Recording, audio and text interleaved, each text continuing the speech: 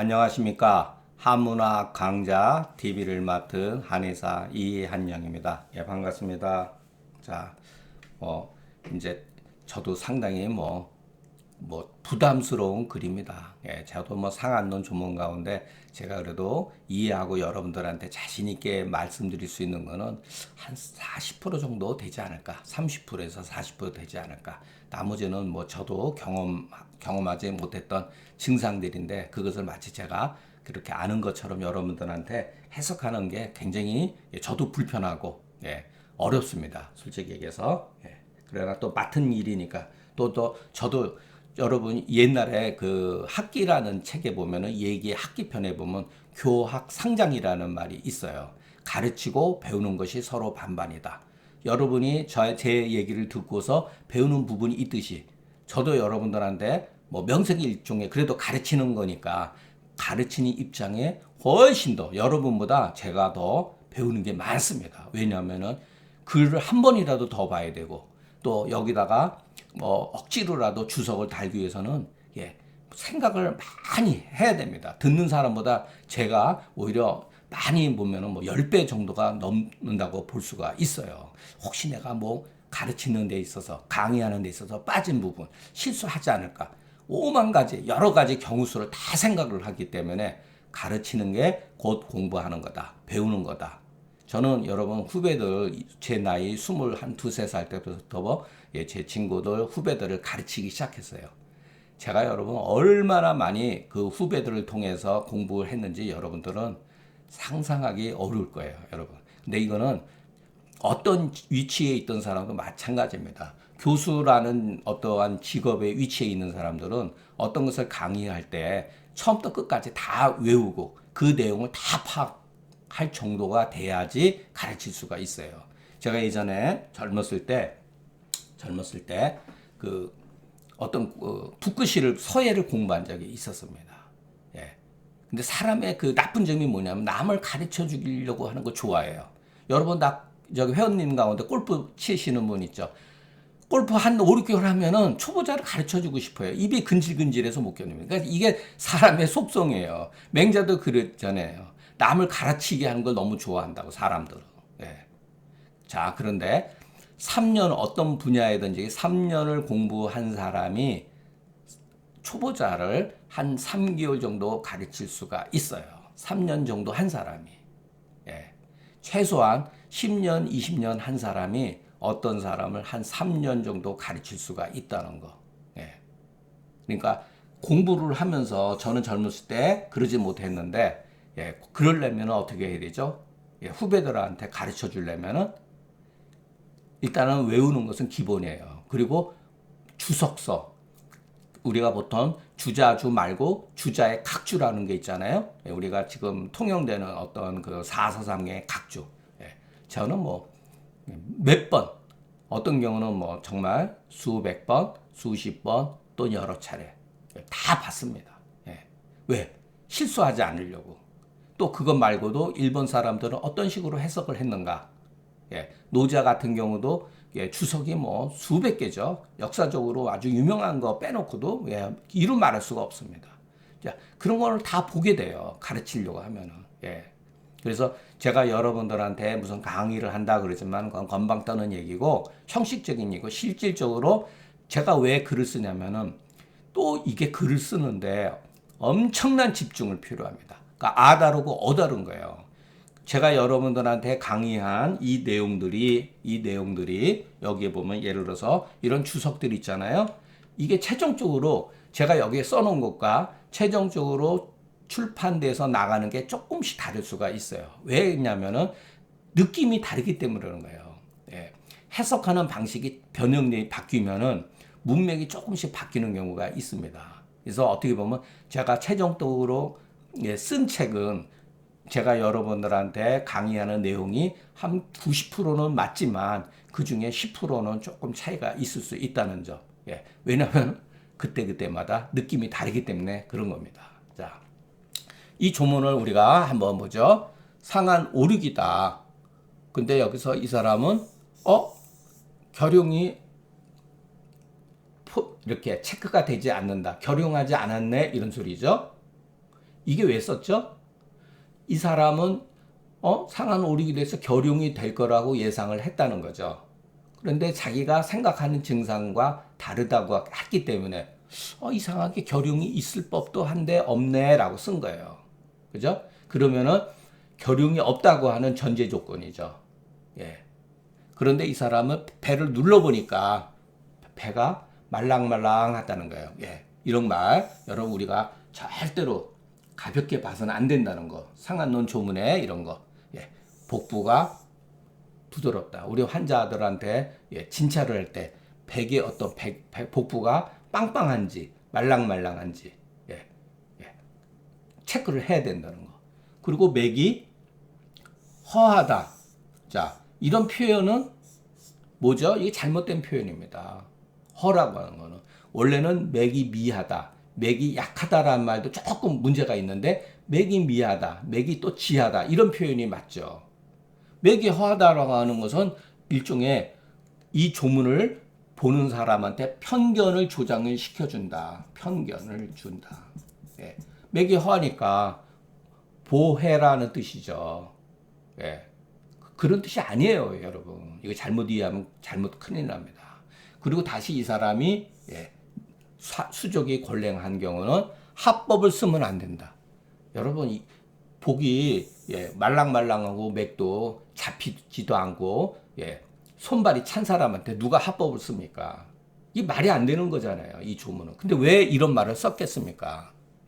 결용이라고 하는 거. 병이 어느 정도 진행이 됐음에도 불구해서 5, 6일 지나면 결용이 있을 거다 해서 합법을 쓸 생각을 가지고 있었다는 거예요. 그런데 이거는 결용에 대한 게 아니니까 합법을 쓰지 말라는 거죠. 이것은 망열 때문이니 합법을 쓰게 되면 위태롭다, 죽는다. 여기서도 자 망열이라는 말 자주 나오죠. 옛날 사람들에서 기본적으로 우리의 생리적인 기본적인 요소가 뭐냐면 진액, 혈 또는 기 또는 양기 이런 거잖아요. 기본적인 요소잖아요. 이런 거예요. 과연 그러면은 초보자들이 이 상한론 조문을 보면은 망열 때문이다 그랬으니까 이것은 소위 말해서 혈부족이니까 고혈지제를 쓰면 되겠네. 그러면은 사물탕을 쓰라는 얘기입니까? 그게 절대로 아니라는 거. 전혀 아니라는 거. 그러니까 여러분 같은 글자라 하더라도 어떠한 망열이라는 글자라 하더라도 옛날 사람이 고대 사람이 쓴 말하고 중세 사람이 쓴 말하고 현대적으로 사용되는 용어하고 같다라고 보시면 안 된다는 거. 자, 이와 같은 망열의 개념은 그 당시 사람들의 사고 방식에서 이해를 해야 돼요. 자, 이 조문에서 복유라고 하는 것은 누르자, 눌렀더니 유연하다, 부드럽고 말랑말다 이런 소리죠. 이게 무슨 뜻이냐면은 내실 결취가 상이 아니다. 뭔가 안에 내실이라든가 뭐죠? 변비 성향이 있다든가 어떤 조혈이 뭉쳐있는 것 같은 게 아니라는 거죠. 맥커는 알고 보면 맥이 쇠약하면서 힘이 없는 정도다. 이렇게 얘기를 해야죠. 표현을 한다면은 차라리 이런 표현이 좋죠. 근데 왜 굳이 허라는 말을 쓰고 불가하라는 말을 썼겠습니까? 우리가 생각하는 이상으로 그 당시에는 합법 쓰는 것이 관례였기 때문에 그런 거예요. 그러니까 이 조문에는 무슨 뜻을 갖고 있죠? 허실을 옛날 사람이 창만병에 허실을 유명한 말이죠. 이게 아마 그 영추에 나온 말이에요. 영추에 허실을 묻지 말라. 허실을 묻지 말라. 복부가 창만하면은 창기가 있으면은 허실을 묻지 말라. 질사, 상공질사, 뛰어난 장인들은 공짜가 이게 이 공짜가 아닌데 상공은 죄송합니다. 이것도 자꾸만 허실 따지지 말고 상공 뛰어난 장인은 질사. 이거는 질병질자가 아니에요. 빨리 합법을 쓴다. 이거 유명한 얘기죠. 허실무문하고 상공칠사. 상한론에도 그대로 나와 있어요. 이런 것들이 이 흔적입니다. 예. 자, 상한 5, 6일 일반적으로 경과를 하게 되면은, 예, 이건 일반적인 사례죠. 합법을 쓸 수 있는 시기라는 거예요. 그런데 이와 같은 증자는 나와 있죠. 복부가 연약무력하고 맥이 미하면서 아주 무력하면서 골증이 있다. 이럴 때는 하허망양한 증후이다. 이와 같은 것은 하허망양한 증후이기 때문에 불가하라고 경고한 것이다. 예. 그래서 의존건감에 보면은 결융 이자는 마땅히 이것은 대변 이자로 보는 게 맞다. 예. 그 맥이 유하고 복부가 유연하고 맥이 허하면서 다시 사지가 걸하는데 모두 다 합법을 써야 하는 이치는 없다. 예, 가하지리가 없다는 거죠. 예, 이건 뭐 상식적인 거니까 예, 맞죠. 예.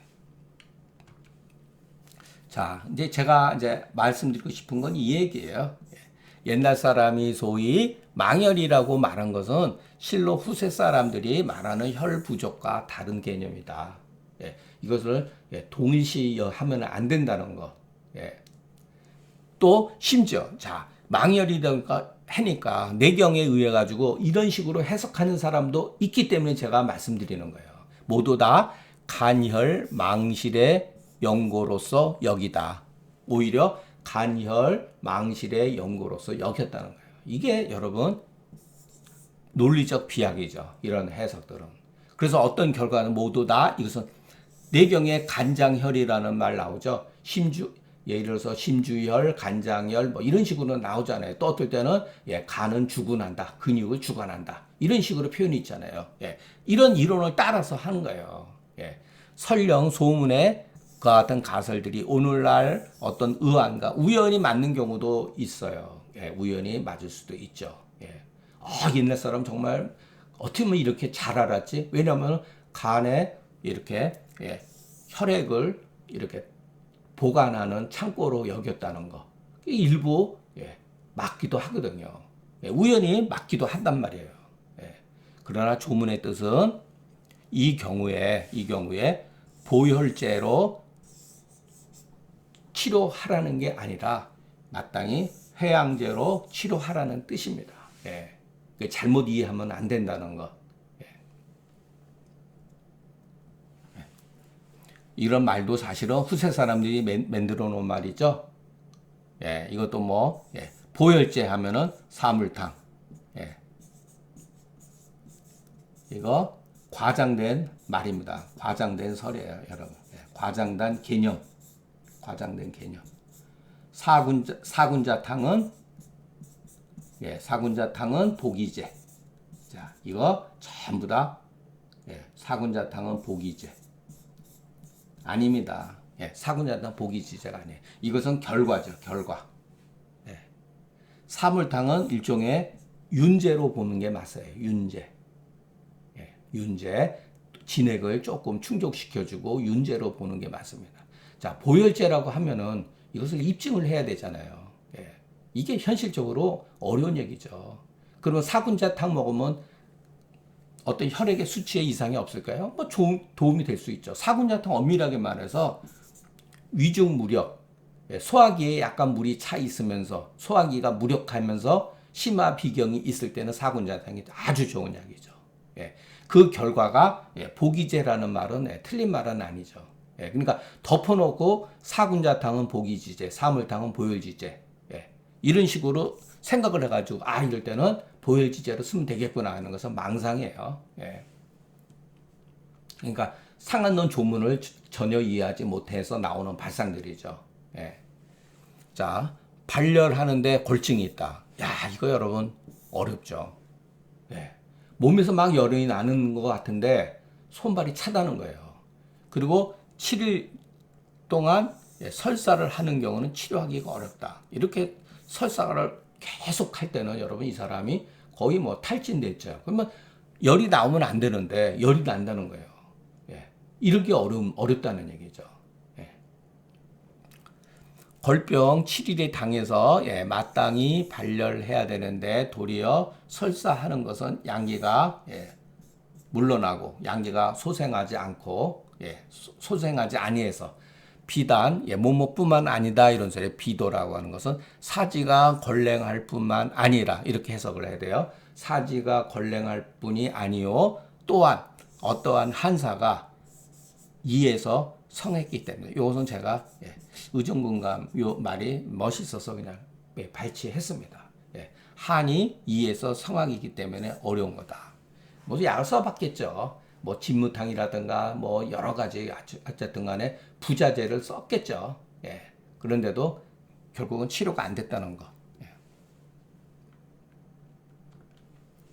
자, 상안으로 맥이 촉박하다. 야, 여기서 여러분 이 촉이라고 해서 맥이 굉장히 급박한 상황이죠. 우리가 이런 것은 경험이 되어지죠. 상안론 계치탕 조문에 가서 보면 맥촉 흉만이라는 말 나오잖아요. 맥촉 흉만. 그때 연기 출감탕 이런 종류를 쓰잖아요. 흉만하면은 이 사람이 막 상충증이 일어나고 막 이런 증상이 있죠. 그런데 이 사람이 손발이 차다는 거예요. 이게 안 맞잖아요. 자, 요 조문에서도 자 우리가 앞에 조문 한번 보죠. 앞에 조문에서도 발열하면서 여기 발열 이게 이렇게 이게 아이쿠 이 발열과 골이 이거는 증상 가지고 얘기했죠.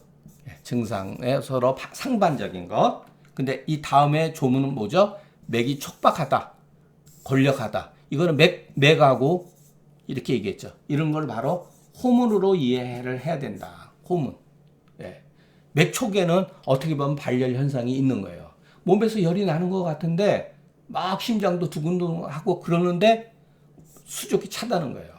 이런 거를 전부 다 호문 관계에서 봐야 된다. 앞에서는 발열이라는 말을 썼죠. 발열이골이라는 말을 썼죠. 여기서는 맥촉이골 이렇게 쓴 거하고 같습니다. 이때는 뜸을 떠라. 자, 맥이 미하고 수적이 권랭한 것은 양이 허하니 마땅히 사역탕을 쓸 수가 있다. 그런데 만약의 경우 맥이 촉박한데 수적이 권력한 경우 이것은 양허가 아니라 양기가 안에서 무엇인가에 막혀 있다 이 소리예요. 격조라는 거는 막혀 있다. 양기가 무엇인가 이렇게 사지로 발산을 해줘야 되는데 뭔가에 의해서 막혀 있는 경우, 그러니까 열울 같은 경우도 해당되죠. 이럴 때, 자, 권랭이라고 쓰지 않고 특히 권력이라고 썼다.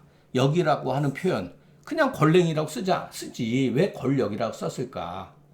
그러니까 옛날 사람들도 여러분 그 자기 표현하는데 굉장히 곤란했기 때문에 그런 말을 쓴 것 같아요. 이거는 뭔가에 의해서 막혀 있다. 이것을 말해주고 싶은 거 아닌가 이렇게 저도 추측을 합니다.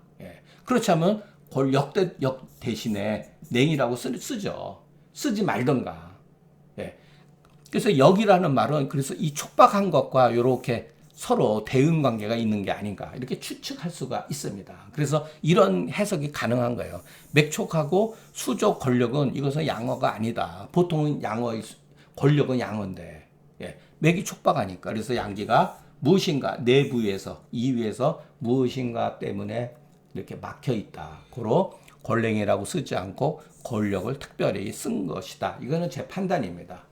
보통 우리가 역이라고 하는 말은 이렇게 해석합니다.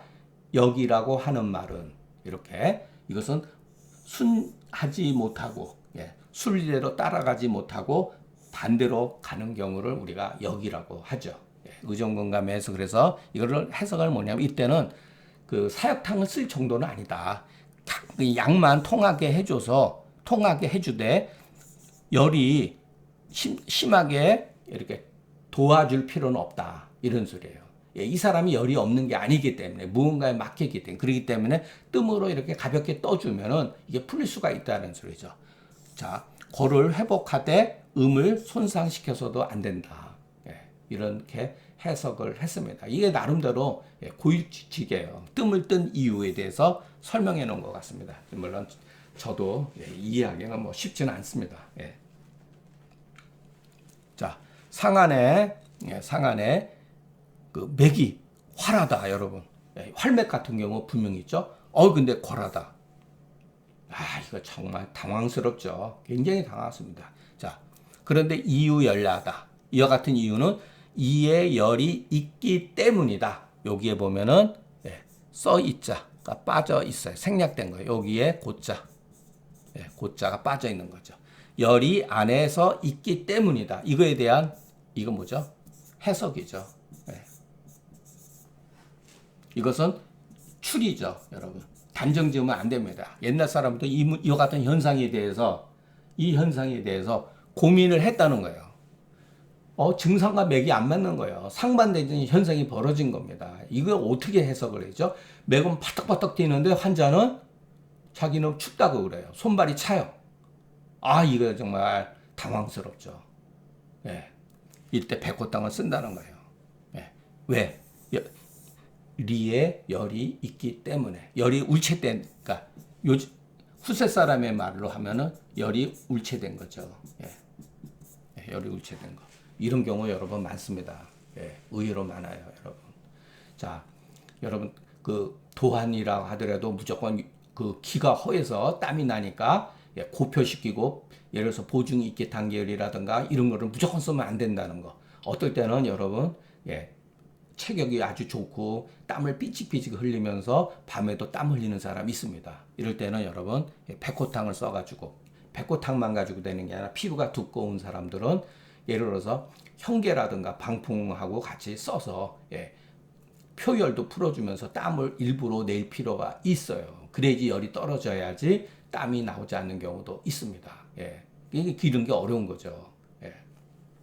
자, 이 조문은 상안 맥칼이 궐하되 이게 빠져 있어요. 아주 갈증이 심해서 물을 마시려고 하고 번조증이 있는 경우에 백호탕을 쓴다. 자, 이런 게 설령 없다 하더라도 이와 같은 조건이 없어도 여러분 맥활이 궐한 경우 이때는 맥을 따라가고 증상을 벌인다는 것. 자, 그리고 그럼 모든 경우 맥을 따라가고 증상을 벌이느냐? 그게 아니에요, 여러분.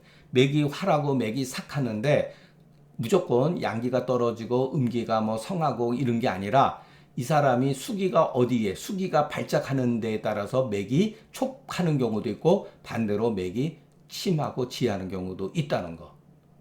그 수기의 발작에 의해서 또는 조혈도 마찬가지예요. 조혈이 발작을 하느냐 발작하지 않느냐에 따라서 맥상도 변하고 증상도 다소 차이가 있을 수 있다는 거.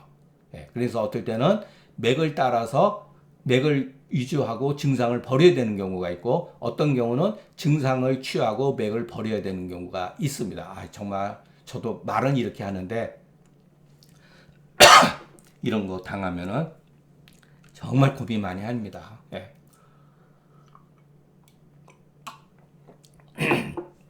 상안에 보통 맥이 활하면은 그 열성의 징후가 되었다는 것을 우리는 짐작할 수가 있죠. 기약할 수가 있죠. 그런데 오히려 걸랭한 증상이 보이니 정말 황당하죠. 자, 이럴 때 증상과 맥이 반한 이유는 여기다 저는 그냥 친절하게 여기다 썼는데 소이자 안 써도 됩니다. 뒤에 가서 이런 식의 글이 나오면은 이것은 뭐뭐 한 것은 뭐뭐 때문이다. 이렇게 해석하면 돼요. 그러니까 증상과 맥이 서로 상반된 이유는 이렇게 바로 이 즉자 써도 되고 안 써도 됩니다. 그 열궐 때문이다. 여기 고자가 또 빠졌죠. 써도 되고 안 써도 됩니다. 심지어는 이런 거 다 안 써도 글을 이해하는 사람들은 바로 이렇게 그런 식으로 해석을 해야 돼요. 자, 열걸은 즉 이열이 내에서 울체되어서 외부로 발원하지 못하기 때문에 수족이 걸랭한 것이다. 그렇기 때문에 우리가 제가 하고 싶은 말은 이제 맨 마지막에 있죠. 그 말만 보고 끝에만 보고 그 근본 뿌리를 살펴보지 않게 되면은 낭패를 당하지 않으려고 해도 그렇게 할 수가 없다. 낭패를 보기 마련이다. 이런 게 굉장히 많죠. 한의학의 장점은 이런 게 굉장히 많습니다. 예. 이런 게 그 현대의학 양방에서 사고방식하고는 정말 많이 다르죠. 예. 굉장히 많이 다릅니다. 이런 게 어떻게 보면은 저는 그 한의학의 장점이라고 보여집니다. 예. 그러니까 그 전 시간에도 말씀드렸지만 우리가 축농증, 비후염 막 이런 거에 대해서 한약이 특히 소청룡탕이라든가 예를 들어서 그 보증이탕 같은 것들이 얼마나 좋은 약입니까, 여러분? 어린아이들 같은 경우 축농증 중염에 계속해서 보증이기탕을 계속 먹였더니 효과가 좋은 것은 뭐 이미 다 경험으로 또 논문에서 나와 있잖아요. 예. 그것은 양방하고는 다른 어떤 사고방식을 우리 한의학이 제공하고 있다. 저는 그런 뜻에서 우리가 지금 현대 지금 한의학이 굉장히 위축되고 그랬지만은 이런 것은 계속 보존했으면 좋겠다라는 생각이 듭니다. 자, 또한 열골에 맹미하고 골하는 경우가 간혹가다 있다. 열골해서 열골 가운데에도 맥이 미하면서 골하는 경우 이게 정말 어렵죠. 이런 거. 그렇기 때문에 우리가 대체적으로 맥상은 참고하면 된다. 그것을 전적으로 믿어서는 안 된다. 상황에 따라서 변할 수가 있기 때문에. 왜냐면은 자 장차 후세 사람이 이 골로서 망향으로 여길까 걱정이 돼서 그래서 여기다가 이유열 세자를 조문에다가 집어넣은 거예요. 이게 뭐냐? 우리가 보통 노파심이라는 말 하죠?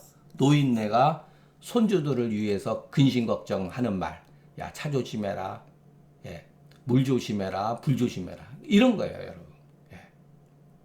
그래서 오해할까봐, 걸증이니까 오해할까봐. 그래서 이유열이라는 것을 이렇게 위탁문자죠. 이런 거는 전부 다. 몰래 갖다 집어넣었다는 거예요. 그렇기 때문에 우리는 그 증상을 근거로, 반드시 증상을 근거로 해서 참고해가지고서 조문에 보면은 여러분 찬입, 참보, 위탁, 도대체 왜 이와 같은 생각을 옛날 사람들이 했는지, 왜 이와 같은 것들을 만들어냈는지, 예를 들어서 여기서 이유열이라는 그 어떤 그 뭐랄까 주의 문자를 썼는지 우리가 관찰해야 된다는 거죠. 증상을 통해 가지고서. 그러니까 자꾸만 따져봐야 되죠. 그냥 손발이 차다 그래가지고 그냥 부자재. 어떤 경우는 여러분 손발이 차고 맥이 활한데도 부자재를 써야 되는 경우가 없다고 볼 수가 없습니다. 쓸 수가 있어요. 근데 이게 그만큼 어렵다는 거죠. 저도 자신이 없습니다. 이와 같은 상황에 부딪히게는 자신은 없어요. 근데 고민은 합니다. 자, 그래서 중경에 이것도 뭐 계속 썼습니다. 제가 지금까지 썼던 얘기예요. 중경의 글쓰기 방식은 오직 이유열로 인해서 나타나는 그 증거를 대라 이거예요. 증거를 기술했다. 그리고 병인의 의안을 기술하지 않았다. 그러니까 이유인이라고 하는 같은 것을 바로 노골적으로 쓰지 않았다는 거예요. 그러니까 이에 열이 있다는 증거를 대야죠. 갈증이 있다든가, 요금수라든가, 번조증이라든가 이런 걸 찾아야 되죠. 그래서 우리가 그 현재 나타난 증상을 관찰하면은 그 병인을 우리가 파악할 수가 있다. 이와 같은 까닭으로 자 하고 싶은 말은 바로 이겁니다. 이것도 제가 마왕탕 조문에서 썼어요. 또 한 문제 울고 먹는 거죠, 여러분. 그 병인을 중경은 분명히 기술하지 않았습니다. 원래는 증상과 처방만이 있을 뿐이에요. 즉 병인을 비록 기술하지 않았으나 일찍이 그 가운데 있지 아니함이 없다. 그 가운데는 뭐죠? 견증에 있다. 그 증상에 있다는 거예요. 그렇기 때문에 중경서를 이해한 사람은 오히려 일찍이 병인을 기술했다고 여긴다. 이게 제가 중경서를 보고 그 느꼈던 그 감정 그대로 쓴 겁니다. 저는 이 글을 여러 차례 썼어요. 비교적 저는 제가 쓴 글이지만 이거는 그래도 멋진 글이다라는 생각을 가지고 있습니다.